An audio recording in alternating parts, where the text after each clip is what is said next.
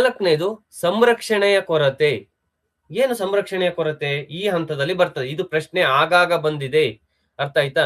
ಏನು ಸಂರಕ್ಷಣೆಯ ಕೊರತೆ ಅಂತಂದ್ರೆ, ಪ್ರಮಾಣ ದ್ರವ್ಯರಾಶಿ ಸಂಖ್ಯೆಗಳು ಬದಲಾಗುವುದಿಲ್ಲ ಎಂದು ಅರ್ಥ ಆಗುವುದು. ಫಾರ್ ಎಕ್ಸಾಂಪಲ್ ನೋಡಿ, ಇಲ್ಲಿ 2 ಬಾಟಲ್ ಅಲ್ಲಿ ನೀರಿದೆ. ಅರ್ಥ ಆಯ್ತಾ? ನೆನ್ಪಿಟ್ಕೊಳ್ಳಿ. ಎರಡರಲ್ಲೂ ಸೇಮ್ ನೀರಿದೆ. ಅರ್ಥ ಆಯ್ತಾ? ಇಲ್ಲಿ ಎಷ್ಟಿದೆ, ಇಲ್ಲೂ ಅಷ್ಟೇ ನೀರಿದೆ. ಅರ್ಥ ಆಯ್ತಾ? ಅದನ್ನೇ ಉದ್ದದ ಒಂದು ಫ್ಲಾಸ್ಕ್ಗೆ ಹಾಕಿ ತೋರಿಸಿದಾಗ ಏನಾಗ್ತದೆ, ಉದ್ದಕ್ಕೆ ಜಾಸ್ತಿ ಆಗಿ ಬಿಡ್ತದೆ. ಆಗ ಮಗುವಿಗೆ ನೀರ್ ಯಾವ್ದ್ರಲ್ಲಿ ಜಾಸ್ತಿ ಇದೆ ಅಂತ ಕೇಳಿದ್ರೆ ಮಗು ಏನ್ ಹೇಳ್ತದೆ ಗೊತ್ತಾ? ಉದ್ದ ಇದೆಯಲ್ಲ ಅದ್ರಲ್ಲೇ ಜಾಸ್ತಿ ಇದೆ ಅಂತ ಹೇಳ್ತದೆ. ಅದಕ್ಕಾಗ ಗೊತ್ತಾಗೋದಿಲ್ಲ ಎರಡ್ ನೀರು ಸಮ ಅಂತ. ಇದು ಉದ್ದ ಇರೋದಕ್ಕೆ ಇದ್ರಲ್ಲೇ ಜಾಸ್ತಿ ಇದೆ.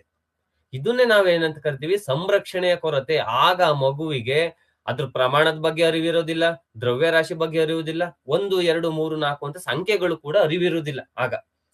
ಅರ್ಥ ಆಯ್ತಾ? ಇದನ್ನ ಅಂದ್ರೆ ಅಷ್ಟು ಬುದ್ಧಿ ಬೆಳೆದಿರುವುದಿಲ್ಲ, ಅಷ್ಟು ಮೆಚುರಿಟಿ ಇರುವುದಿಲ್ಲ ಅಂತ ಅರ್ಥ. ಯಾವ್ದ್ರಲ್ಲಿ ಬದಲು ಮಾಡಿದ್ರು ಕೂಡ ಉದ್ದ ಇರೋದಲ್ಲೇ ಹೆಚ್ಚಿದೆ. ಅದ್ರದ್ದು ಕಾನ್ಸೆಪ್ಟ್ ಅಷ್ಟೇ.